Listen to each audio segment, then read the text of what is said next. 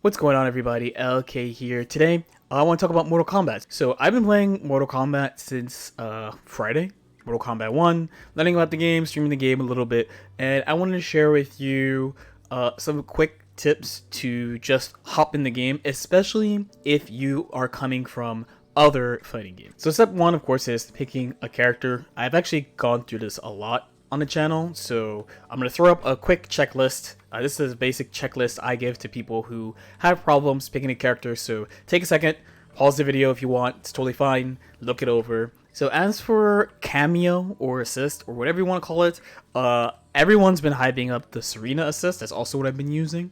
There's a couple of other kind of like easy to use, quick ones you could also use. For example, Frost assist is also a very easy to use assist.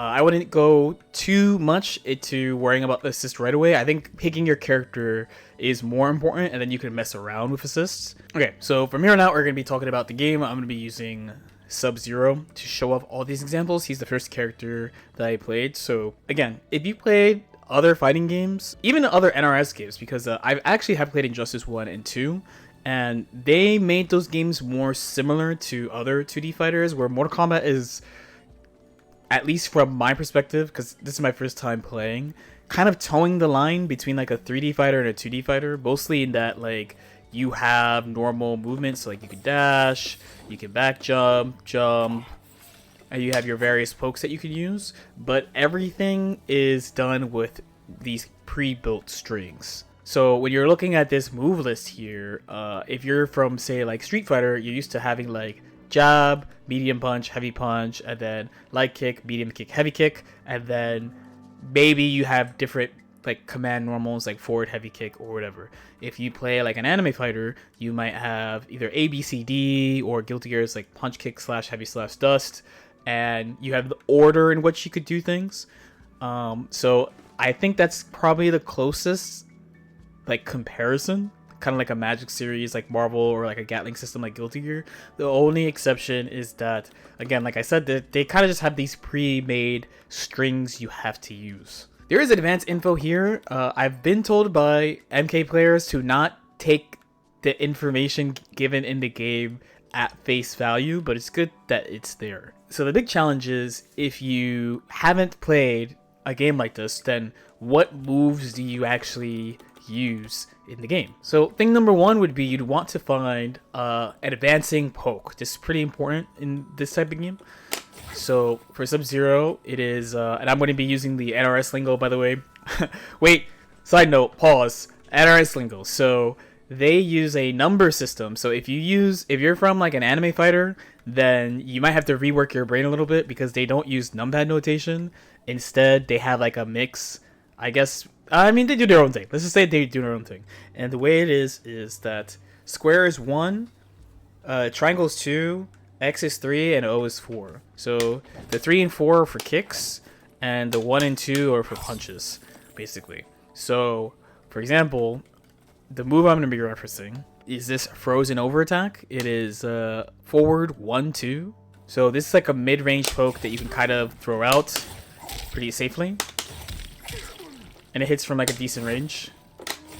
And then we learn the ranges of our projectiles. So projectiles pretty good in NRS games. MK, of course, no exception. So he has the fireball, but this move is actually not that great as a fireball, I discovered. It is slow. I mean, it freezes on one hit, but it's slow. His main one is actually this. This one's faster, but it does not hit at full speed. You kind of have to be in here a little bit. And there's one additional move. Even though this move is not a projectile, it's still a lunging move. Lunging moves are always really good in fighting games, and he has this. So that's the slide. You could use it to check people. You could use it if people are whipping too much. There's a bunch of uses for it. Then we find our safe cancel option. So the main one I've been using with Sub-Zero is the Ice Clone. So if we have our advancing poke, then we can use our advancing poke. They blocked. Ice Clone. There's not like traditional hit confirming in this game compared to like other fighting games, because of the way the strings are. You have to dial in the strings, but you can hit confirm using assist, it seems like. Next, we're going to be looking for overhead low options, so mix up options. So for him, he has a couple of tools that he could use. So one is the back 3. This move is low. The other one is back 2. It's like this 2-hitting overhead. These have kind of been my main go-tos. The last one would be back 4. So the way this game is, if you do the whole string, you generally can't do like any special cancels. If you use a shorter version of the string, that you could do your special cancels, your assists, things like that. So as opposed to doing this whole thing here, you can do ice clone, assist call, anything's fine. So since this button is like the end of the string, I can't actually cancel it into anything. Instead, I prefer to use the back 3 low because that I can confirm into my assist. So then last would be to find a simple juggle. Normally there's different combos for corner and mid screen, but that's like every fighting game. I know there are combo trials in the game. I haven't really looked at them. When I was playing on stream, we kind of just figured out a combo. The stream chat and I, like, they kind of helped me figure out a combo. So the main one I would be using with Sub-Zero would look something like this.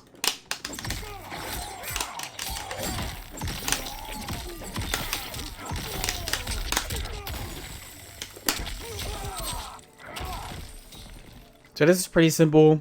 I basically do the same combo mid-screen. I use my assist, but I also would be using it whether or not I would hit them or make them block. So it's a pretty nice simple sequence. The last thing would be just getting used to using the block button. So this game doesn't really have like left-right mix-ups. Everything's high-low because there's a block button.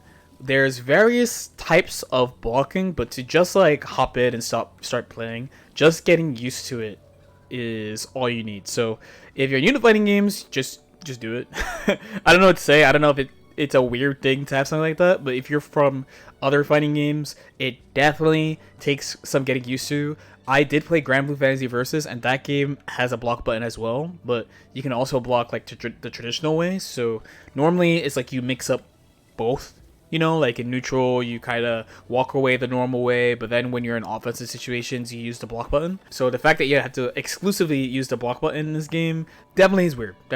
But you get over it after like 15-20 minutes. But alright, that is my quick guide that should get you right in the game and playing quickly. Again, if you're from other 2D fighters, the main challenge of this game is definitely just getting used to the strings and like what are you supposed to do, because the characters' move lists are kind of inflated. Like, they don't have a lot of special moves, really. It's like any other fighting game, but since they have strings, they just have way more normal moves than you would expect. But it's not that bad once you kind of consolidate everything. Let me know what you guys think, though. As usual, if you have any questions or comments, definitely feel free to leave them in the comment section below. Like and subscribe if you guys feel like it. And I'll see y'all next time. Peace out.